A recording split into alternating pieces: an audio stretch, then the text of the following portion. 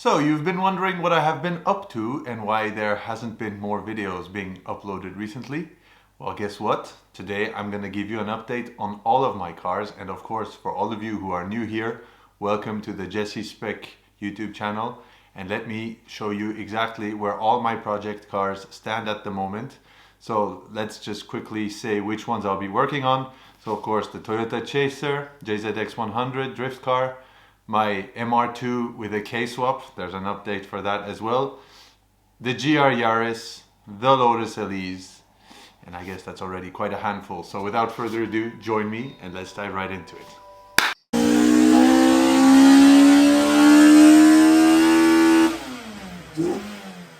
Before going into all my project cars, I want to wish all of you and your families and your loved ones a happy new year 2023. It's been a really awesome New Year's over here. I could really relax, spend time with friends and family, disconnect from everything, which is nice from time to time.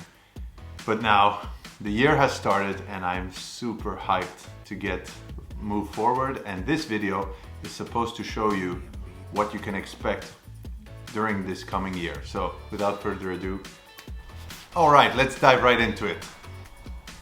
Let's start with the Toyota Chaser. So as you've seen, the car is more or less finished. I still have one video that I have to post on how the RSR suspension kit actually feels on the road and how it drives. I also have some racing footage that I did with the suspension that I couldn't post yet. It was a rainy session and the ABS sensor, one of my ABS sensors I damaged while I was installing the coilover. Bad Jesse. Anyway, that was all fixed. But anyway, it was a really fun race and I could actually battle it out with my colleague from the Neuchâtel hanshin-imports shop that we have there. So it was a really fun experience. And the Chaser now, to give you all the details, I canceled the license plates in order to put the GR Yaris on it, because anyway, the Chaser isn't really a car that I drive in winter. So here you can see some of the footage. It's parked indoors in our showroom, so people who come to the shop can check it out and see how it looks like. I do have to clean it though, so that's something, please forgive me, that will be done really soon. And there is also a new part that I want to install, and to be fair, there are many parts that I want to install on this car. I have a turbo kit, I have a manifold, I have a link ECU, I just received, as you can see here, Wet sport catalyzer, and many other things. And that, honestly, I'm really a bit torn in between, should I install all that or not? Because for many of you that know, in Switzerland you're not allowed to install all this stuff. So my Chaser as it is now is 100% road legal. It just went through inspection literally a month ago or so. So everything that how you see it now is actually road legal on the car.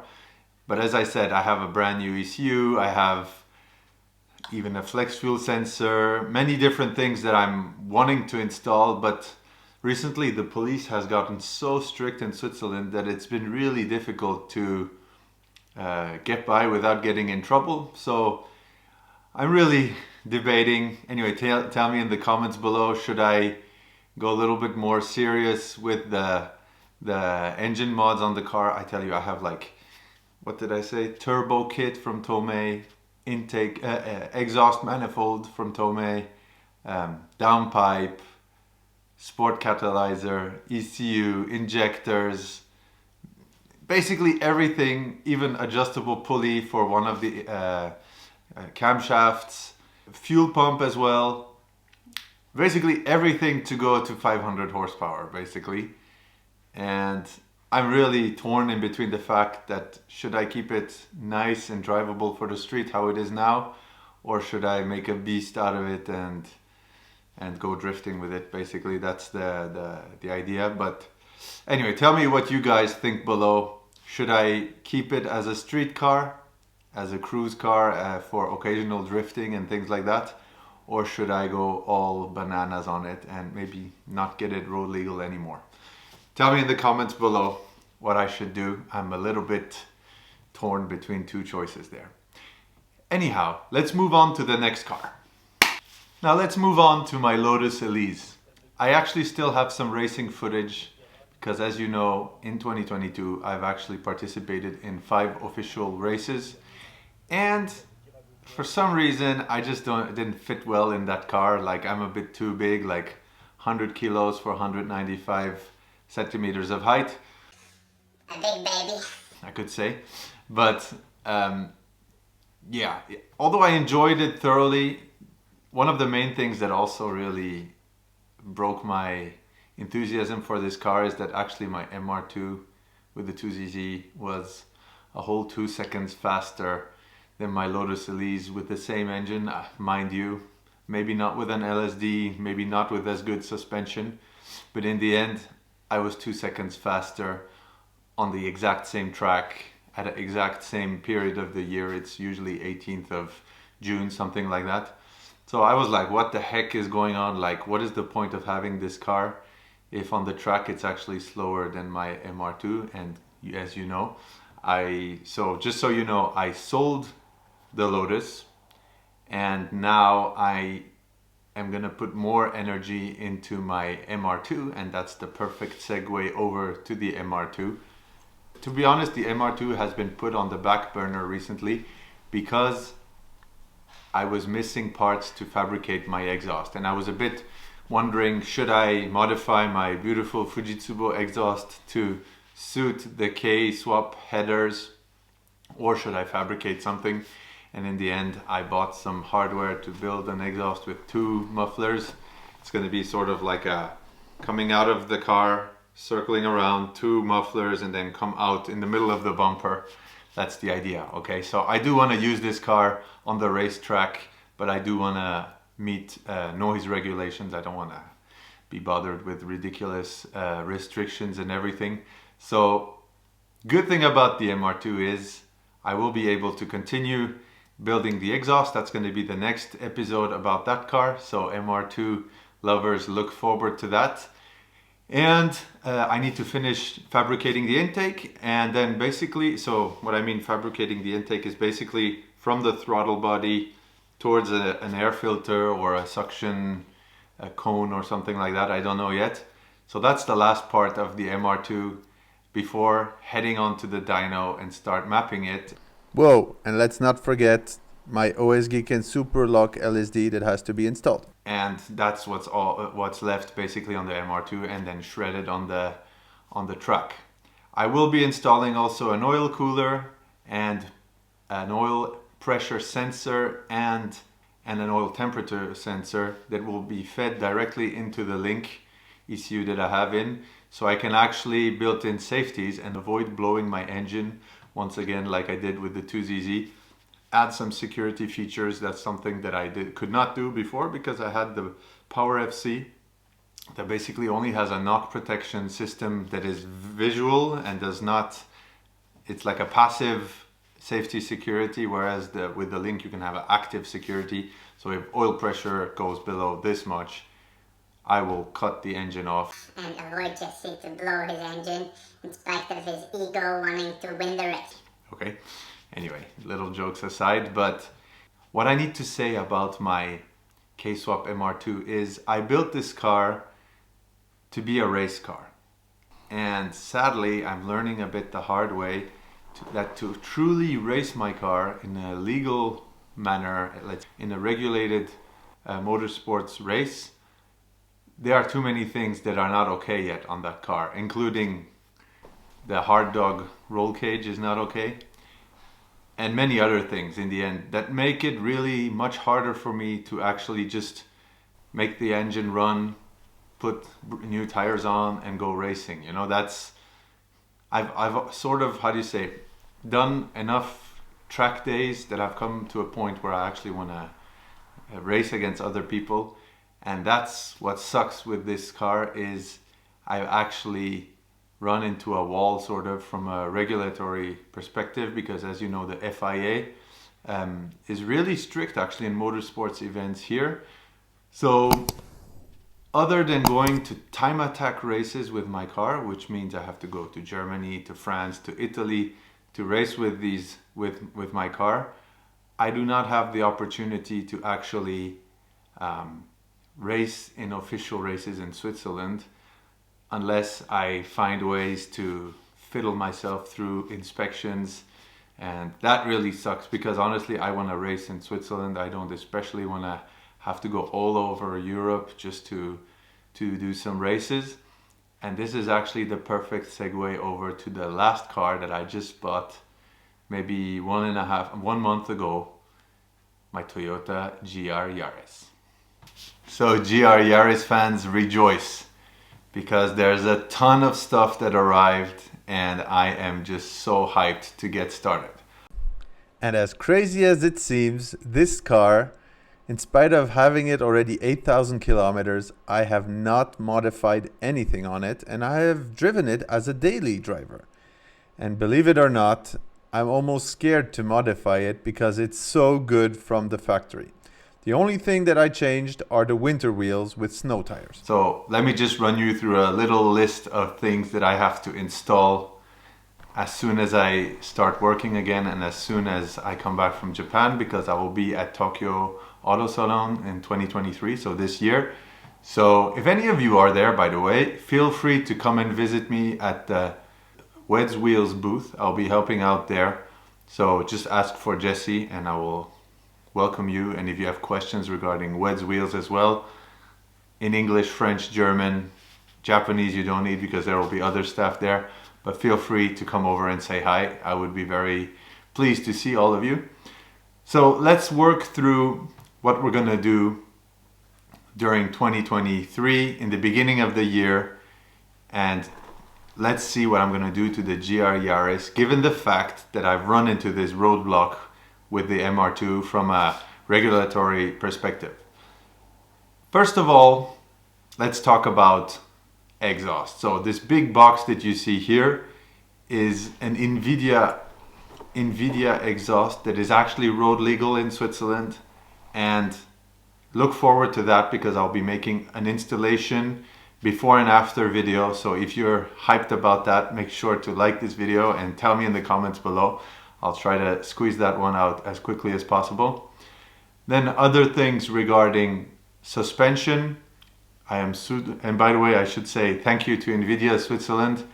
They helped me out to get this exhaust for a good price as well. I'm one of their dealers, but they went an extra mile just to support me. So thank you to Marcel who hooked me up with this exhaust basically. I'm really looking forward to reviewing it and also giving you an honest, non-biased opinion, because honestly, if it's not good, I'm not going to be keeping it. But in any case, look forward to that video. That's coming really soon. Now, regarding suspension, I had a lot of choices. I had RSR, I have BC Racing, many people put Öhlins, many people put KW, but I wanted to do something new. So guess who's on board this time? And for the OG hanshin-imports customers, you know how much I love that brand. By the way, you can see there's still some of their products around here. Apexi Japan supported me in getting a really good deal on their brand new Apexi N1 Evolution coilovers that were, by the way, the first ones I had on my Chaser. And that's a hardcore kit. And on top of that, that's one of the first brands that we got road legal in Switzerland. So these are actually road legal for street use. I'm sure there's going to be a lot of interest for those. That is like, just to give you a little bit context why I chose that brand. You know, RSR, for example, for me is like a really ultimately refined, but not racing suspension, if you see what I mean. So they have a sporty, like the Sports Eye that I have on my Chaser, that is more of a, let's say, fast street or Nürburgring kind of something that is usable in all situations. RSR is probably one of the best things you could get. But of course, they're expensive. If you want something much cheaper that is excellent for the price, BC Racing is honestly one of the best brands you can get, like the BR type ones. They are absolutely phenomenal for the price that you pay and the quality that you get. Fair enough. It's simply amazing.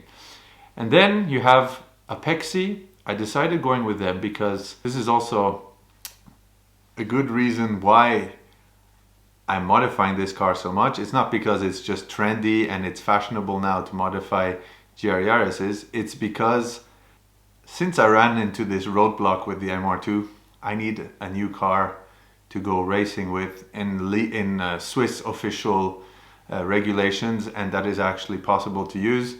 And that is why I decided to buy the GR Yaris in the first place and replace the Lotus. But on top of that, I also wanted to get back into four-wheel drive, because as you can imagine, I have the Chaser, big rear-wheel drive boat, the MR2 midship engine rear-wheel drive as well, and now I would like some more experience in the four-wheel drive, and that is really why I bought this car. So may I announce it as well in this video. This year I'll be participating in as much slaloms as possible, probably more than last year. So slalom in Switzerland is Gymkhana basically, and I'll be participating in as many races as possible. Last year I did 5 with the Lotus. I'm planning to do at least 5, if not more even. And I'm even wondering if there's a way to go in the national championship if my car sort of fits in a category where I can actually be competitive. That's the idea, okay? So that explains why I need a really, not just a sporty suspension, I need something that is super GT like quality racing suspension, and that's where the Apexi N1 Evolution is miles apart from all others. They are really like a true racing circuit brand, and on top of that, as I said, I got them road legal for Switzerland, so I can drive them on the road. I don't know how comfortable it would be, but for my racing, this will really give me an extra edge, and I'm looking so much forward to having those suspension again on my GR Yaris. So look forward to an installation video and also a review on how it feels on the road, and of course some lap times and stuff like that. In the suspension department, it's going to be Apexi. Then there's another thing that arrived. Of course, Dixel has been backing me since forever. As you can see, we have all their products exposed here.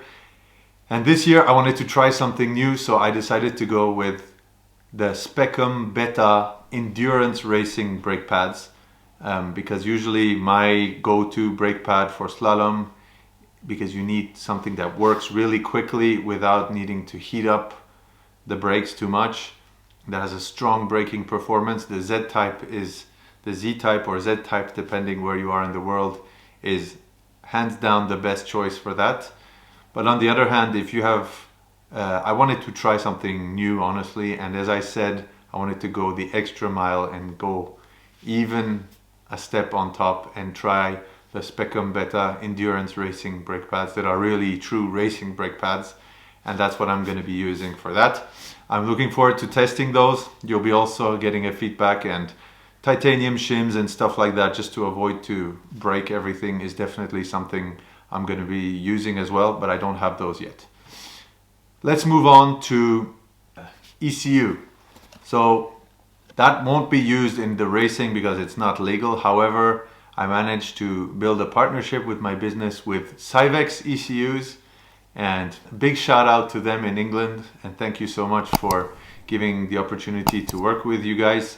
I have a Cyvex ECU now for the GR Yaris, and I plan to develop, as you know, we have a dyno here. I want to develop mapping with these cars, and I also have their module that allows to transform the car in a front wheel drive to actually be able to map it on my Dynapack dyno, hub dyno, and not have a problem with the 4x4 system making the results weird. But on top of that, I can actually use my two-wheel dyno, and I don't need a 4-wheel drive dyno, which is amazing. And let me just give you one point why, if you look at Motive DVD or other big companies that have really modified this car, the 4-wheel drive system is actually something that makes it harder to have repetitive, comparable measuring information on your dyno, because the 4x4 system sort of is throwing torque front and rear in various reasons and circumstances, which makes it actually very hard to have a reliable and repeatable horsepower figure when you're mapping. And you know, when you add ignition or you change the AFRs or the VVTi, you change it, or the boost, you need to be sure that even if it makes a little difference, since you go by little increments in tuning the car, that it actually was due to the changes you did in the ECU and not due to some weird 4x4 system that is, or even heat in the engine. Many cars, when you heat them up a lot, they actually start losing power, especially in turbo engines. It's already a big enough problem to get nice and repeatable results. So the fact of dynoing them in two-wheel drive is really awesome. And by the way, if you're in Switzerland and you want to get dyno figures on our dyno and also mapping in the future, make sure to contact us because we're going to be developing that a lot. Now, that's for the ECU and electronics part. Intake, I got a MST intake.